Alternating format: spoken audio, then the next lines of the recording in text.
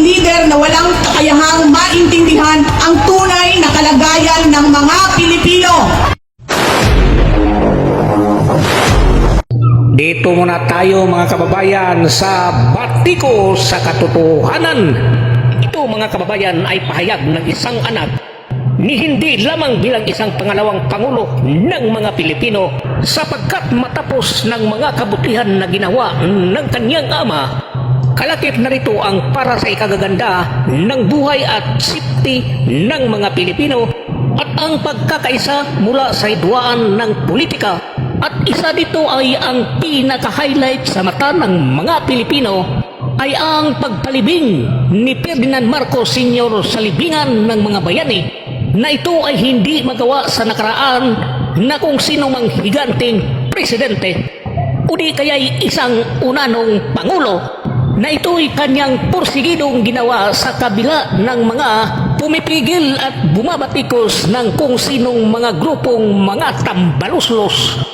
Pinapatigbabaw niya ang kabutihan sa lahat ng walang sinisinong grupo, lahat sa lahat, pati na mga magahat, kahit sino pa man ay sasagasaan para sa ikabubuti ng bayan. Pero ang iginante ng mga mapagsamantala, gamit nila ang pangungurakot sa pira ng bayan, pati na ay sisisan ni Ditlan ay binabayaran. Maging ang aeroplano sa Villamor Airbase ay ipinaghanda upang pagkarating ng Pangulong Digong magmula Hong Kong ay idiretso na kaagad sa aeroplano at ito ang kanilang inihandang mga plano. Kaya sino ba naman sa mga Pilipino ang kayang ipagtimpi ang puot ng dibdib na ang isang kilalang Pilipino ay kanilang dakon at sa ibang bansa itapon? Harap-harapan na lang ang kanilang pagsisinungaling.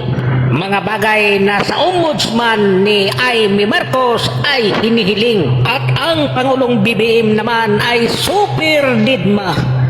Ang turi na kanyang inuutusan ay upang hindi kagad maparusahan ay ginawa niyang numero 1 sa mga kapulisan. Maang palad, iniluklok natin ang isang leader na walang kakayahang maintindihan ang tunay na kalagayan ng mga Pilipino. Higit sa lahat, hindi kayang magdesisyon para sa kapakanan ng sambayanan. Pinagbabayaran natin ngayon ang pagpili ng maling leader. Nakikita natin ang lantaran at walang pakundangang paglabag sa ating saligang batas. Pinamumunuan din tayo ngayon ng isang taong patuloy pa rin tumatanggi, sumailalim sa isang pampublikong hair follicle drug test.